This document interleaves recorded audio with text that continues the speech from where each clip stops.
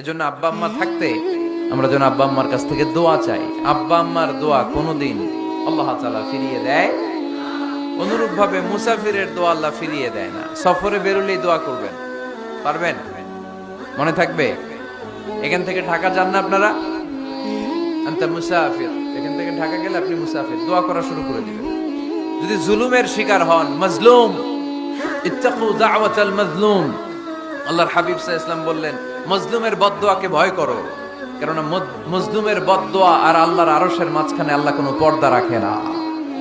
দোয়া করতে দেরি, এই দোয়া কবুল করে নেয় কে? মাজলুমের দোয়া আল্লাহ তাআলা কবুল করে।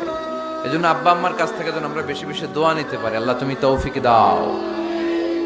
দোয়া চাওয়াও সুন্নাহ, দোয়া করাও সুন্নাহ। বুঝতে পেরেছেন? দোয়া নিজের জন্যও করবেন, অন্যের জন্যও করবেন। রাজি আছেন তো?